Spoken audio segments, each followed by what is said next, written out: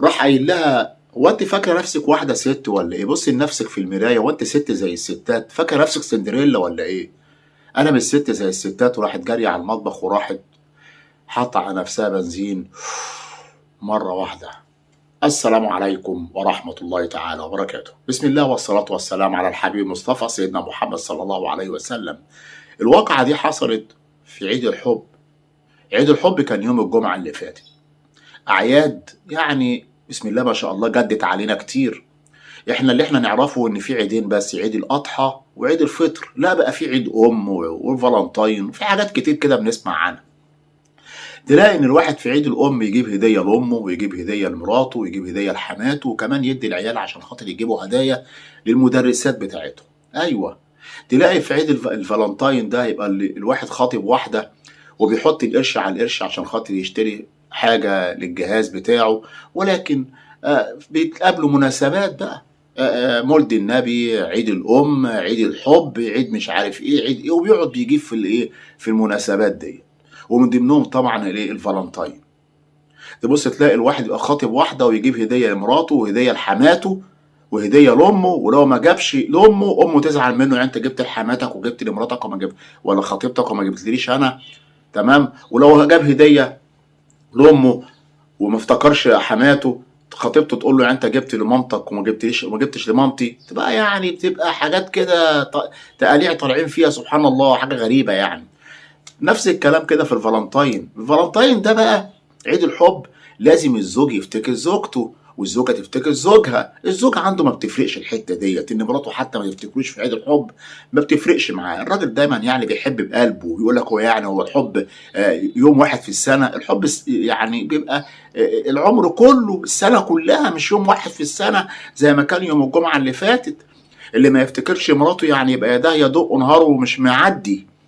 انت ما قلتليش حتى كل سنه وانت طيبه. الزوجه بتبقى مستنيه من جوزها ان هو حتى يقول لها كل سنه وانت طيبه، يديها ورده. وده اللي حصل مع ميرفت. ميرفت عندها 35 سنه وزوجها عنده 41 سنه وبيشتغل مدرس. الراجل بيشقى وبيتعب ويرجع البيت ربنا اللي يعلم بيه.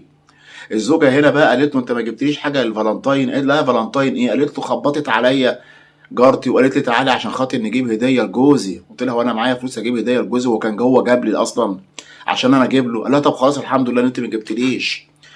قالت له: يعني انت خلاص كده مش معبرني؟ قال لها: اعبرك في ايه؟ يعني اجيب لك ايه يا ست؟ كل سنه وانت طيبه. يا هو ده اللي انت قدرت عليه؟ هو ده اللي مش عارف ايه؟ ده انا اختي جوزها جاب لها كذا، ده انا مش عارف ايه بتاع ايه. قال لها: بقول لك ايه، انت فاكره نفسك ايه؟ ده هتعملي نكد على الفاضي. انا جاي تعبان. وانت فاكره نفسك واحده ست زي الستات؟ فاكره نفسك سندريلا؟ ما تروحي بصي لنفسك في مرايه. طبعا هي سمعت الكلمتين دول: ابص لنفسي في المرايه. هي كانت مستنيه ان هو يصالحها في اليوم ده، لان هما كانوا الاتنين كان في بينهم يعني كانوا متخانقين مع بعض. ويعني مستنيه اليوم ده ان هو يصالحها. في كده بتبقى يعني بعض المناسبات بتبقى مناسبه ان الواحد يصالح مراته فيها. عيد ميلادها مثلا وانت مخاصمها تروح داخل عليها بهديه. عيد الجواز، الفالنتاين دوت. فهي كانت منتظره في الفالنتاين ده ان هو ايه بقى، يقول لها هابي فالنتاين داي. فطبعا ما حصلش. طب يجيب لي حاجه زي ما جيراني كل واحده جابت لجوزها ولا جوزها جاب لها؟ ما حصلش. فخلاص بقى لقيته ان هو عدى الموضوع وما جابلهاش حاجه ونسيها. هي الست بتعتبر بقى ان جوزها هنا نسيها او ان هو ما بيحبهاش. فقالت له بقى، قالت له: انت ما جبتليش حاجه. راح مديها الكلمتين اللي حضراتكم سمعتوهم دول.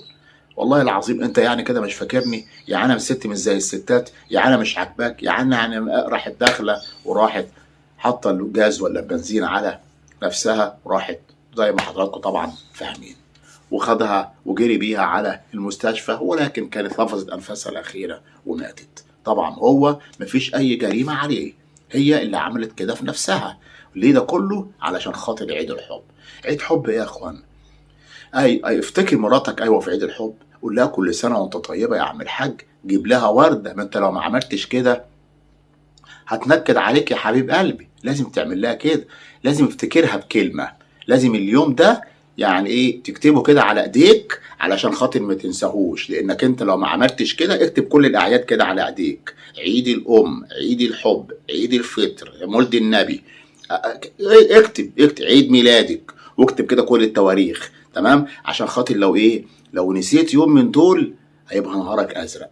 هنقول ايه بس غير لله الامر من قبل ومن بعد. بشكركم جدا، بتمنى من حضراتكم الاشتراك في القناه، تفعيل زر الجرس، والسلام عليكم ورحمه الله تعالى وبركاته.